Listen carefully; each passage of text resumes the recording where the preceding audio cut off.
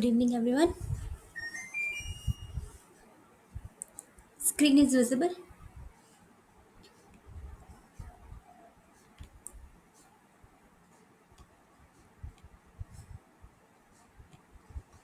Okay, we'll wait for 2 more minutes and then we'll start.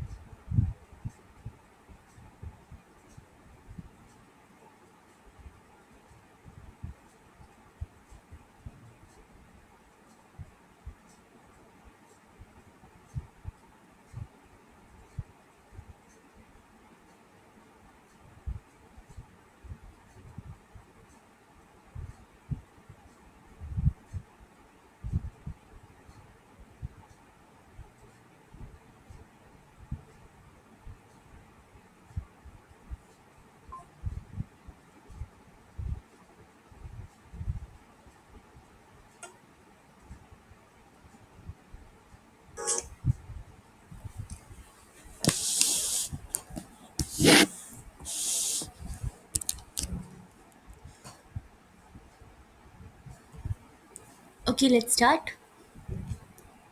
Good evening, everyone. So, I'm Himanshu, PhD scholar from IIT Bombay. So, today is the last extra session for your immunology course, and in this session, we will discuss about the Nobel Prize winner, like 2025 Nobel Prize winner. As in the earlier class also, I told you that 2025 Nobel Prize goes to the topic that peripheral tolerance.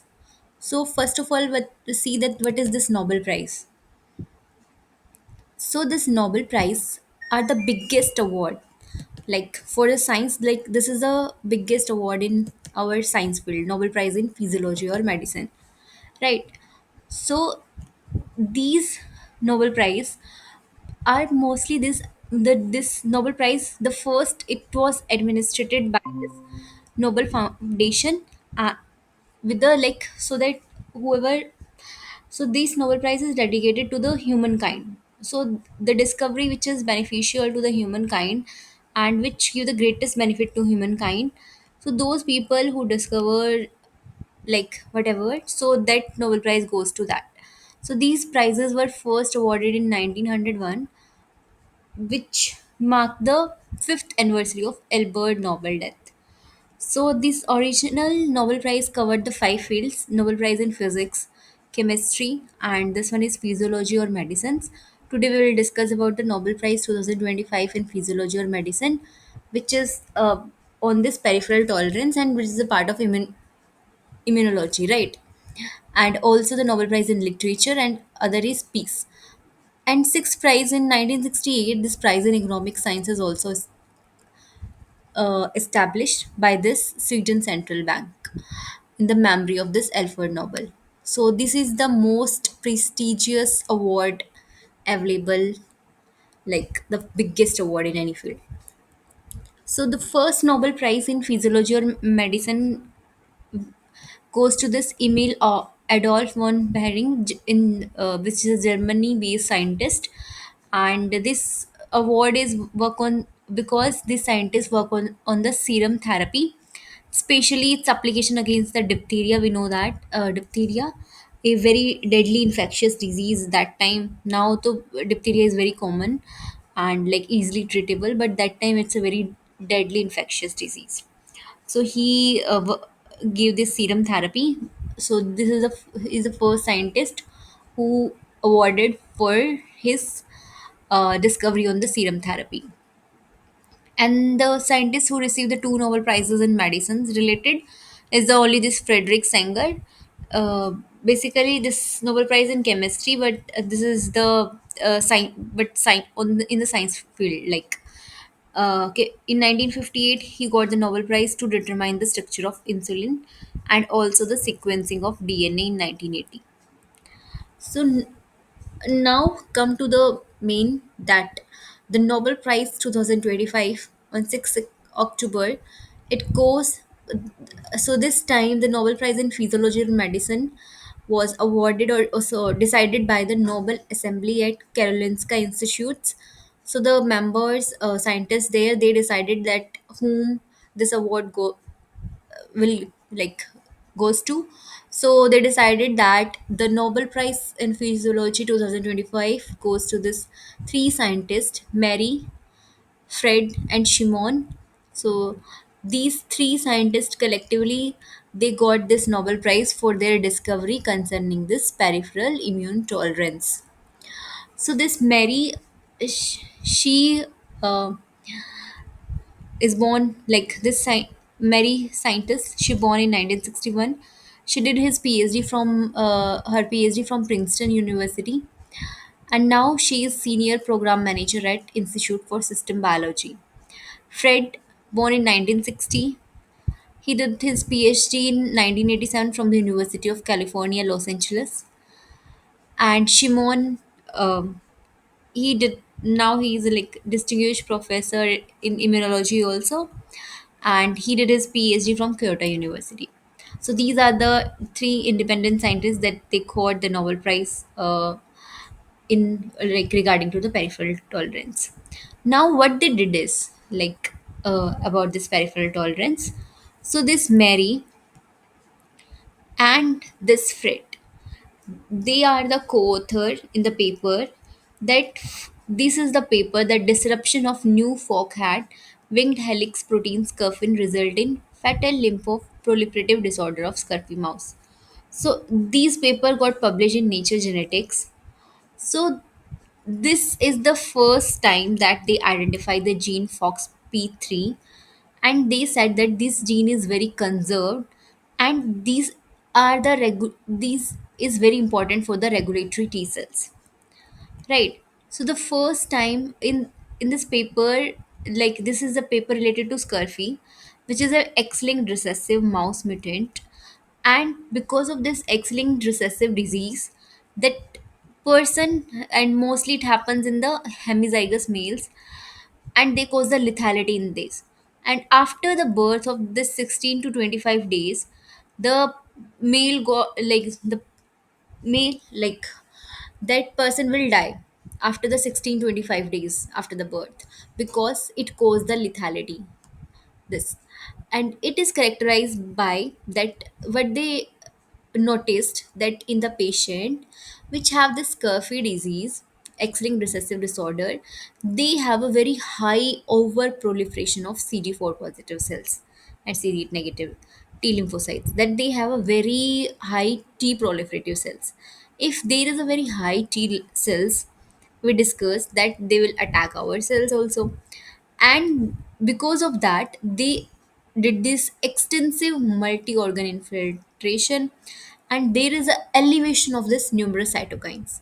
and this cytokines will go and they will activate others immune cells, and they'll start attacking cells, and in this way they damage the organs, and in this way the person will die.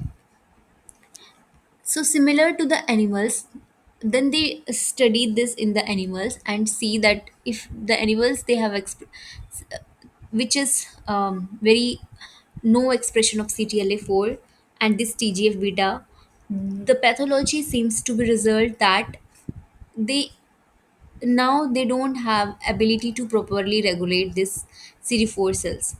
So here they identify that the gene which is defective in this scurfy, they like by the sequencing analysis they found that there is a gene. They named this gene as FOXP3, which is a new member. They found that these sequences, after the sequencing analysis, they found that the gene which is defective, they have this protein encoded FOXP3, and this so that this is very highly conserved in humans. Like in humans, this is very conserved. So there is a frame shift mutations happen because of this. Some proteins will not, some there is a dysregulation that by that time they don't know that these were the like T regulatory cells or not.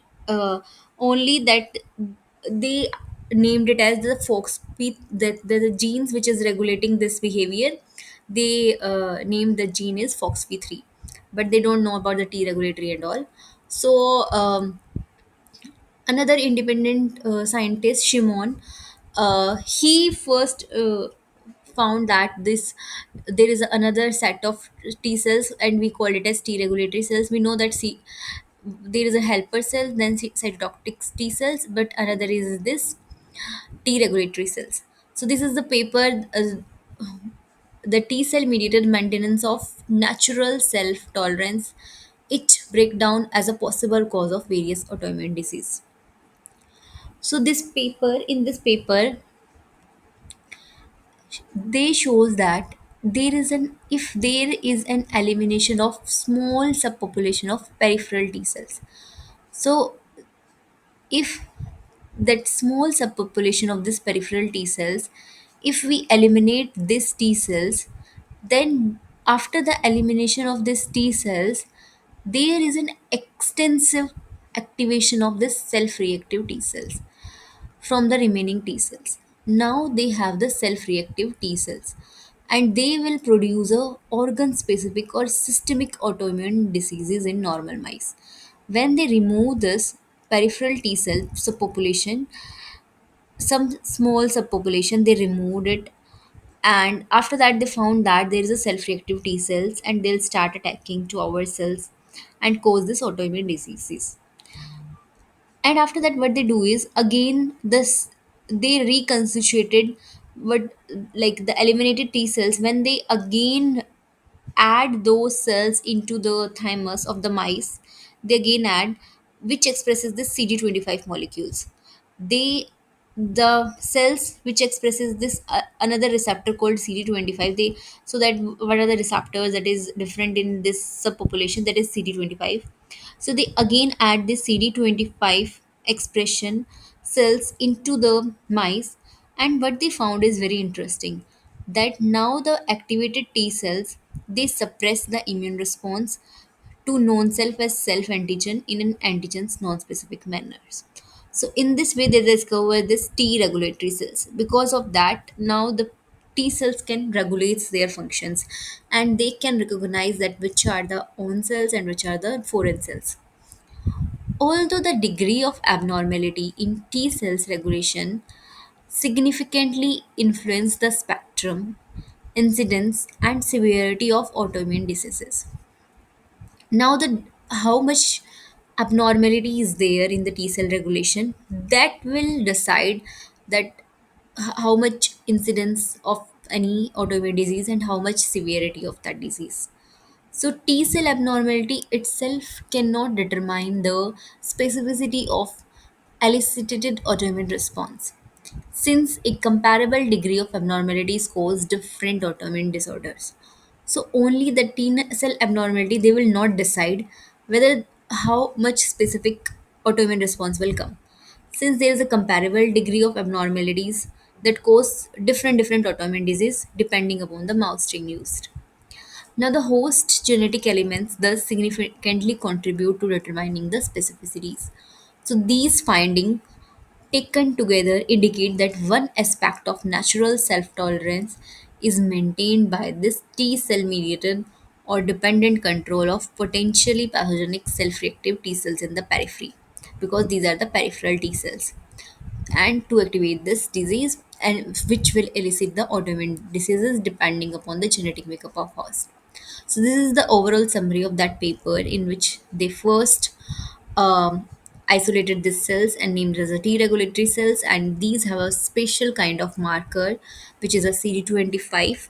And when they reconstituted this T cells, which have the CD25 uh, CD25 receptors, when they added into the mice, they found that now they have this autoimmune disorders, like now T regulatory cells, they handle those cells.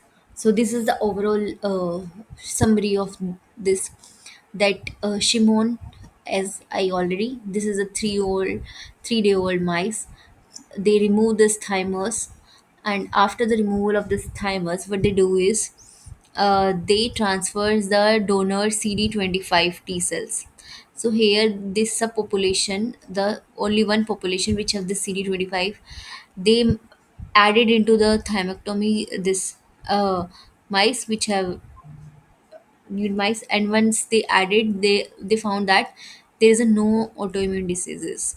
So here first they identify this CD25 T regulatory cells, which is for the immune regulation, right?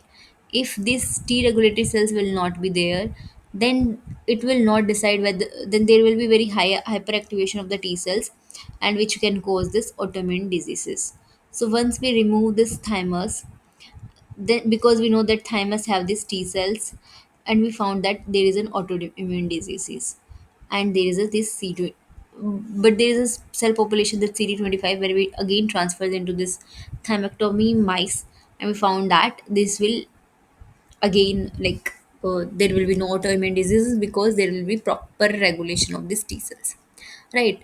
So, and second is second, these are the two example of this autoimmune disease, that if there is a upregulation, that is the systemic lupus erythematosus, and this multiple sclerosis, and the rheumatoid arthritis, right? So here the second group of scientists, Mary and the Frederick, these two scientists, this is the independent work, and this one is the independent work. So, but these come first, that FOXP3. So here they identify this FOXP3 genes. This is the scurfy mice which have this diseases, X-linked recessive diseases, which is on the homozygous male, and one is this IPEX syndrome in humans. They identified that there is a conserved sequences in in this mice which is present, and it is present in the X chromosome. So here they find that this is a conserved, and they named it, this gene is FOXP3, right? And this gene is very important for this T regulatory cells. So in autoimmune disorders, defective of this FOXP3 genes, because then there is a defection of the T regulatory cells, there will be less T regulatory cells, and there will be chances of the highly autoimmune disorders. So this is the CD25 FOXP3 positive. It is a characteristic marker for the T regulatory cells. So these express the CD25 marker, and this is the FOXP3 positive.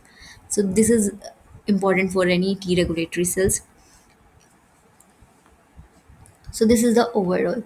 So now we, as we already discussed, like what is this peripheral tolerance?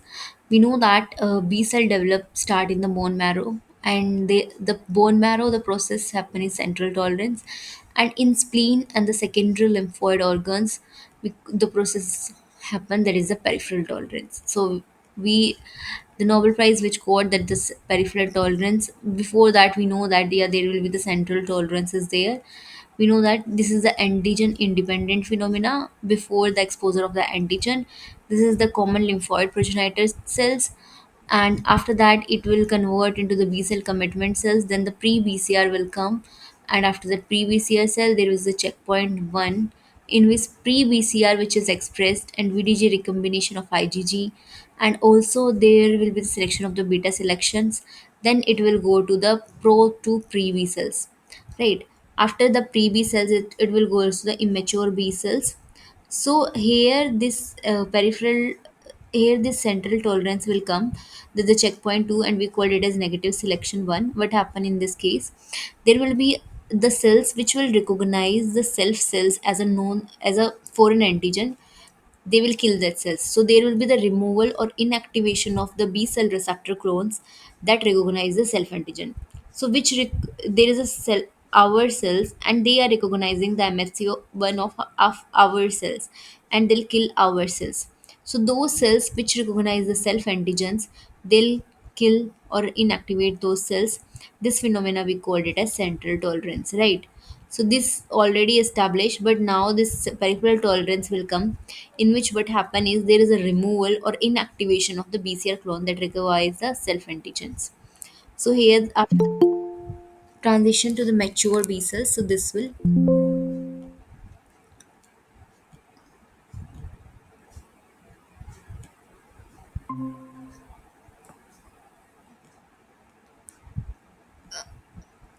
Chandrima, you are late, but I'll quickly explain you this one. We discuss about the Nobel Prize in Physiology or Medicine 2025. So this prize is collectively goes to the Shimon and Mary and the Frederick, and here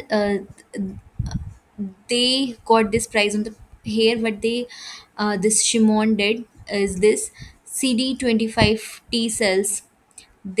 For this Shimon told that the receptors, which is a CD25 positive, that the is very essential for the T regulatory cells.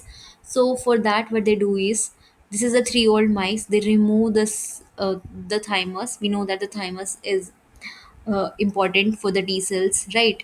So after the removal of this thymectomy means removal of thymus, and then there will be there will be no immune system, right? Because thymus is important, and then there is a chances of autoimmune disorders, right? But when they transfers the subpopulation, here only one population inside this mice, and what are those cells? CD25 positive T cells, and they found that now there will be no autoimmune diseases. So in this way, they identify the CD25 T regulatory cells, right? They found that some cells are there, which is a subtype of this T cells, and which have the CD25 positive, and which is very important to regulates the immune system functions.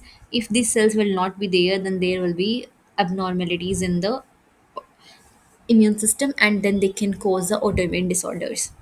And if we remove here, we can see that this autoimmune disease is there. And this Mary and Frederick, what they do is they identify the genes.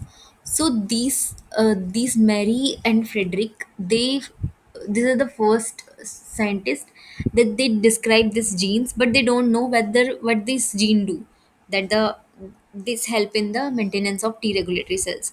So these paper come later, Shimon Shagukachi, but Mary and Frederick, they already do this FOXP3 gene is very important in autoimmune disorder cases. Because of this gene is defective, that's why they have this autoimmune disorders. So for that, what they do is, there's a scurfy mice. So scurfy, that is a X-linked recessive disease, and happen in the hemizygous males is there, and it is very synthetic lethality. So after some days, after 50 to 20 days after birth, the person will die. And apex syndrome in humans, we can take example. What they do is, they remove and they sequence this X chromosome, because we know that this X chromosome, because it's the X chromosome linked syndrome, they sequence whole DNA, and what they found is there is a conserved sequences in all the scurfy mice defective, and what they what they named it as FOXP3 genes. So here, in all the defective, it is a conserved. Then we can say that in autoimmune disease, something is there that is there, right? So later it was identified that it is important for the T regulatory cells, FOXP3. So this regulatory T cells are the CD25 positive and the FOXP3 positive, these T regulatory cells. So if there is a FOXP3 negative, then there will be no T regulatory cells, and there will be chances of this autoimmune disorders, or there will be less T regulatory cells. Like that, CD25 is also important. The CD25 positive cells. So here also, if, because these are the characteristic features of NET regulatory, that CD25 and FOXP3 genes. Here also they said that the subpopulation, which is a CD25 positive, then in case of T cells, not all cells are CD25 positive, some are CD25 positive, and that is very important for the regulation of immune system, and they named it as T regulatory cells.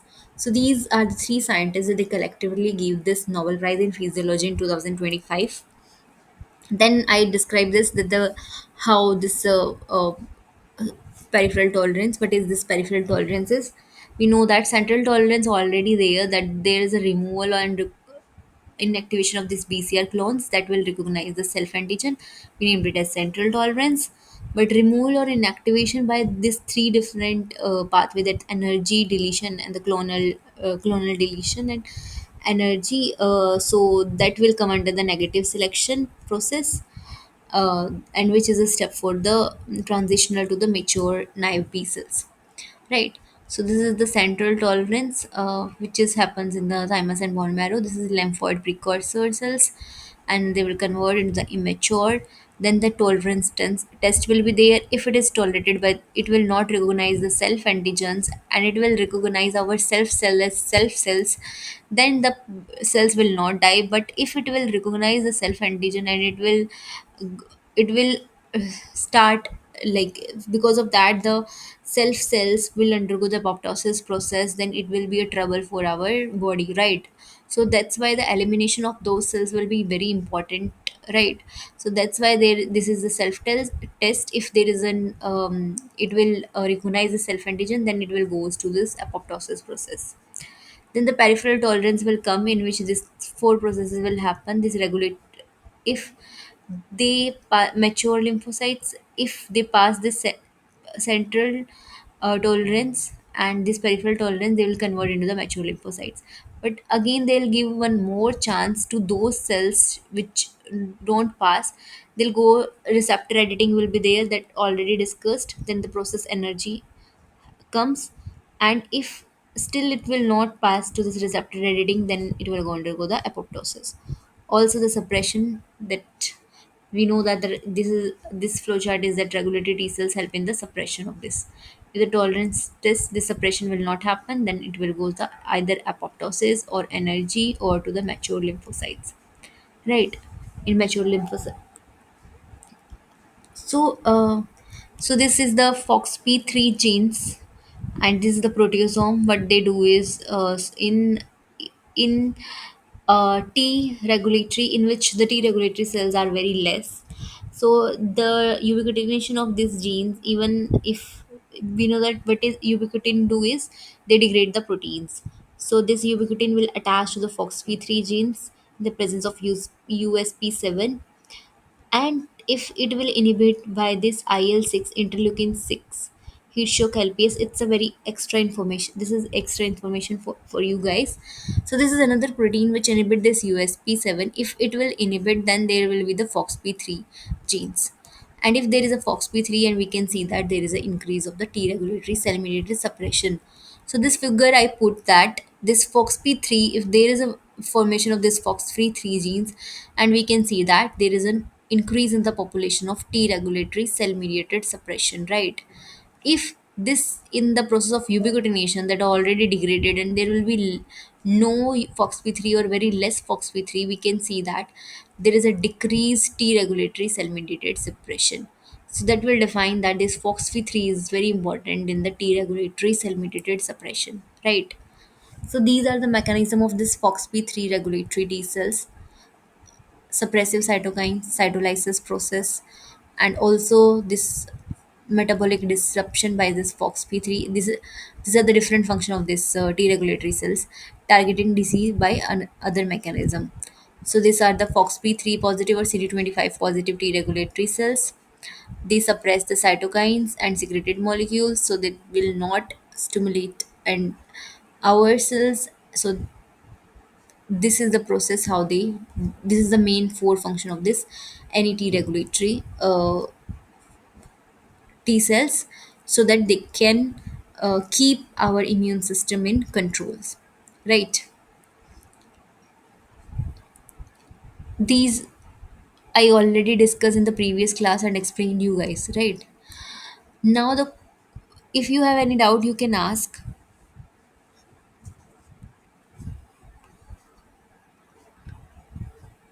If not, then we can go for the questions. So, some simple questions I put on this peripheral tolerance. So, the first question is peripheral tolerance mainly occurs in which location? Bone marrow, thymus, spleen and lymph nodes, and option D is liver.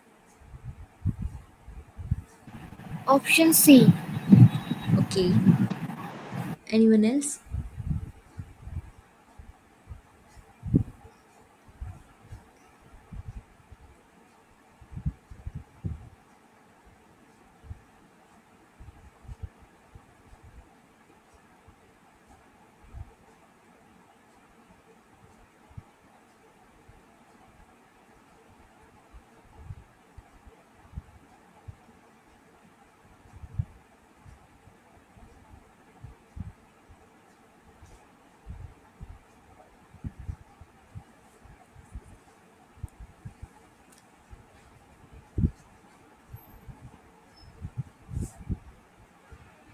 So, you are right, very good. The option C is the right answer, spleen and lymph nodes. As we saw in the figure also, the mainly location is this spleen and this secondary lymphoid organs. So the peripheral tolerance happen in this spleen and the lymph nodes. So moving to the next question, which of the following mechanisms contributes to peripheral tolerance? Option A is negative selection, option B is clonal deletion only, option C is energy suppression and deletion, and option D is positive selection.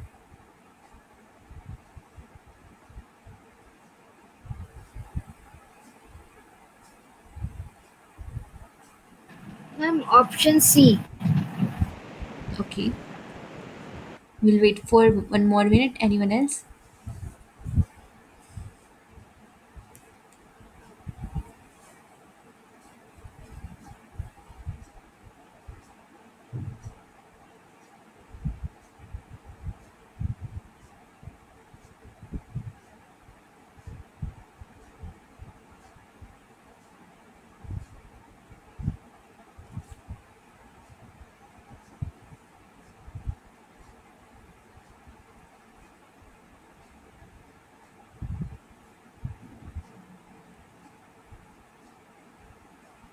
सोचिए अगर Okay, so you are right. Option C is the right answer. That is energy suppression and deletion. Very good. So this also we already discussed that energy of deletion and the suppression are the three mechanisms that contributes to this peripheral tolerance. So moving to the next question, the failure of peripheral tolerance can lead to option A is immunodeficiency, option B is autoimmunity, option C is allergic rhinitis, option D is immunological tolerance.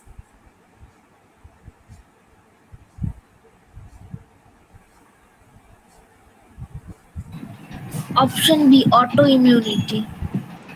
Okay.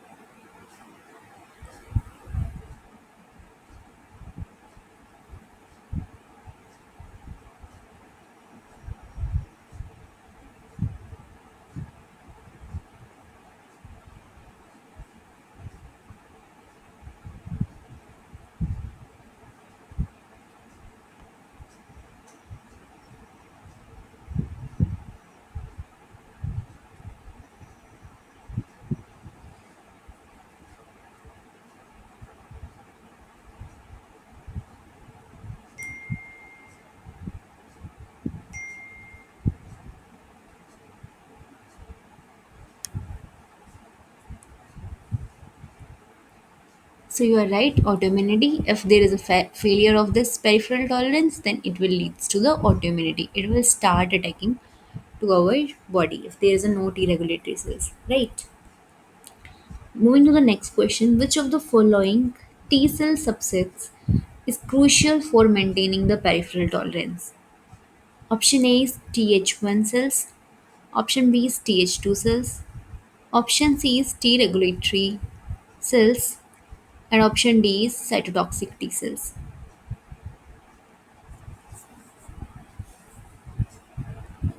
Option C. Okay,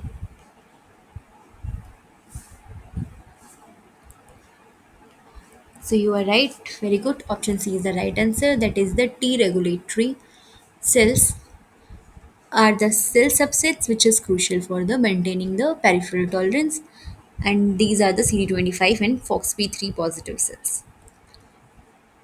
And moving to the next question, the regulatory T cells typically express which combination of surface markers? Option A CD4 positive and CD8 positive. Option B CD4 positive and CD25 positive. Option C CD8 positive and CD56 positive. And option D CD19 positive and CD20 positive.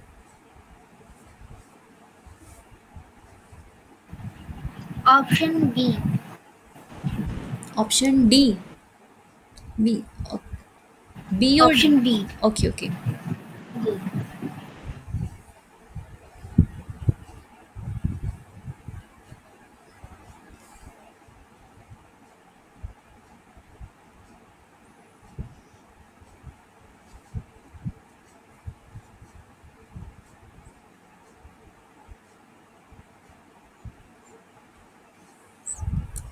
You are right, very good. CD4 positive and CD25 positive. So these are the surface markers, that is the characteristic features of regulatory T cells. Moving to the next question, the function of FOXP3 in T regulatory includes option A is enhancing cytokine production by T helper 1 cells. Option B is repressing genes involved in effector T cell activation. Option C is promoting antibody production by B cells. Option D is activating complement pathways.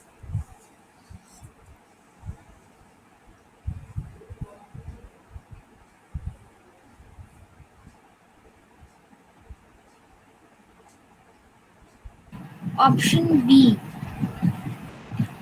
Okay,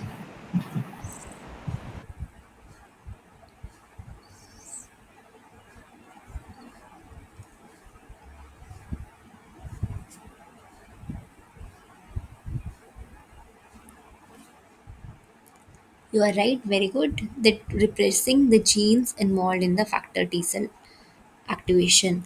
So the main function is that they will repress those genes which is involving in effector T cell activation. So now we'll see about this animation about this. Wait a second.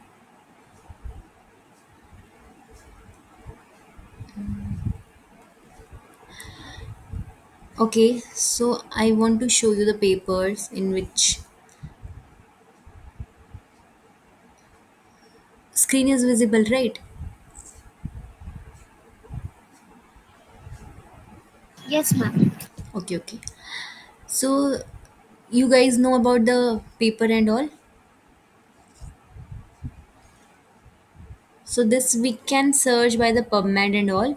So this published papers or whatever the we do the experiments and all, and then we have to publish those papers after the experimentation parts and all. So these are the papers by this Mary and this Fred of who got this Nobel Prize, and this is like these is published in Nature Genetics, which is a very good journal, and it is published in 2001.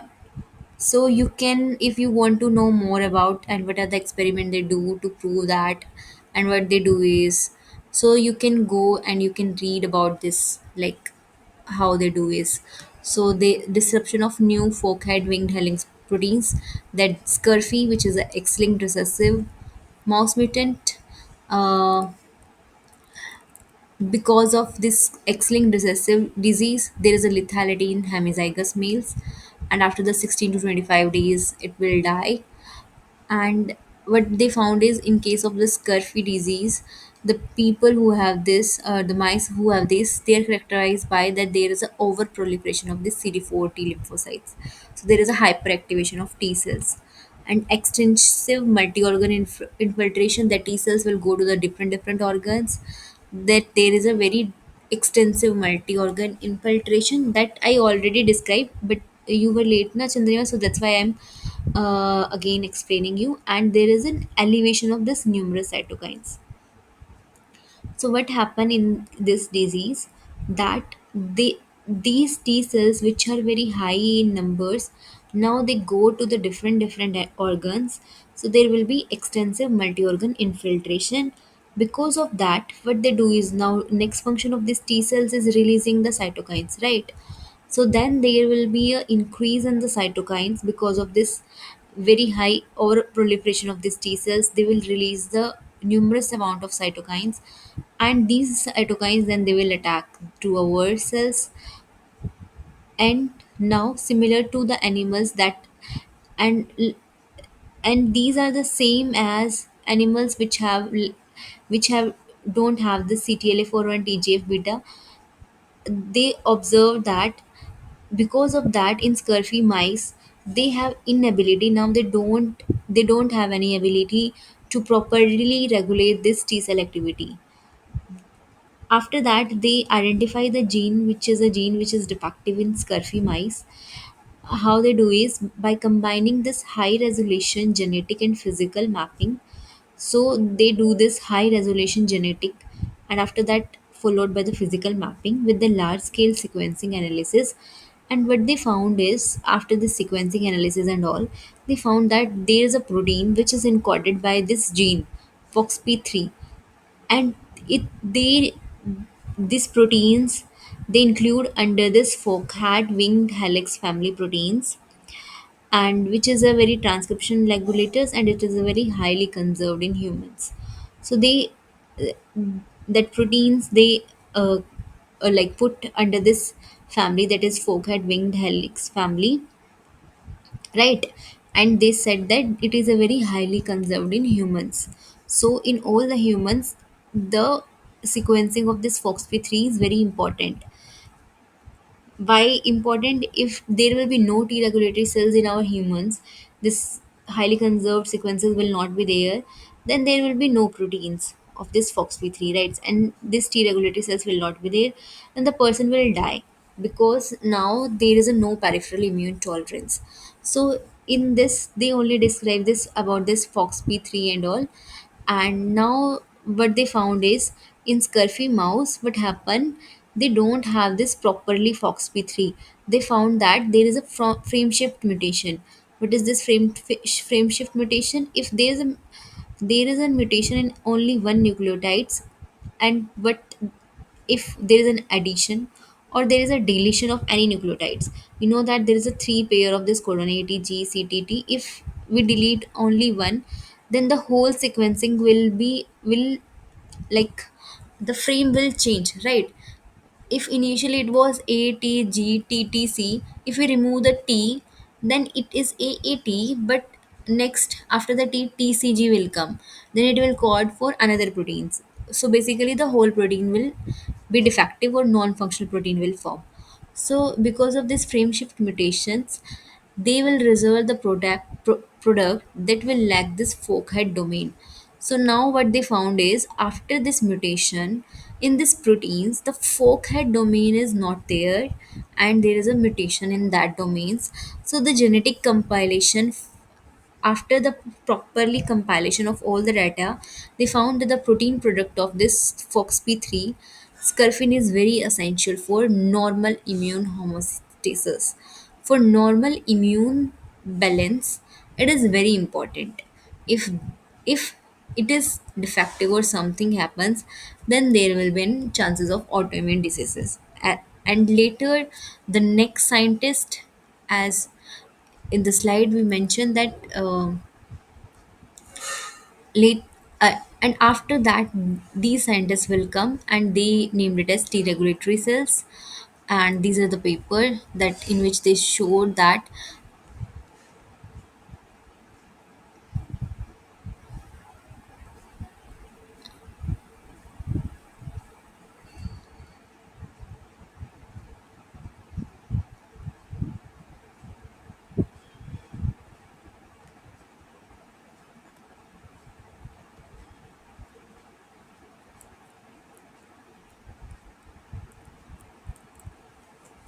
Okay, this.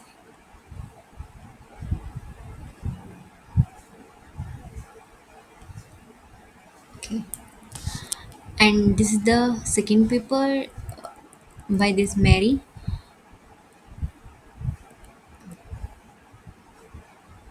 Sorry, Shimon paper. And in the Shimon paper, they mention that self tolerance phenomena and CD25 positive, and they first described as T regulatory cells. Before the Shimon, this will not describe that this FOXP3 is important for what kind of cells. Then that time they it was not known that these will be the T regulatory cells. So later this Shimon Sakaguchi will come and they describe that this will be the T regulatory cells for by these papers. And in this paper, this is also published in a good journal in this where is the paper? This is also part of, I think, Nature, something Nature. So in this paper also they eliminate, as we discussed, that they eliminate. We know that there are different subpopulation of these T cells. What they do is they eliminate one population of T cells, and because of the elimination of these T cells, now what they found is that there is a very high activation of T cells. Then they found that from the remaining T cells, they have very high T cells and which produce a wide spectrum, this organ specific and systemic autoimmune diseases. So, when they remove this population, they found that there will be a very uh, uh, ch- high chances of T cells, which is really the self reactive, and there will be high chances of autoimmune diseases in normal mice.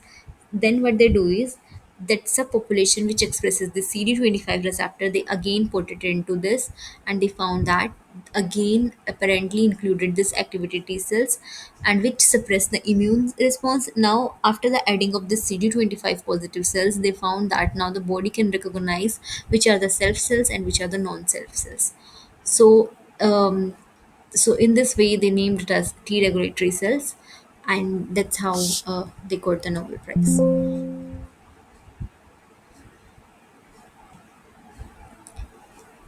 You can go to the YouTube also, and you can see the animation that how they regulates.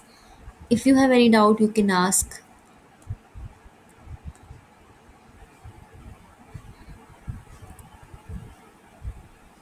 Initially, I thought that it will be enough for 2 hours class, but we finish in only in an hour. You have any doubt?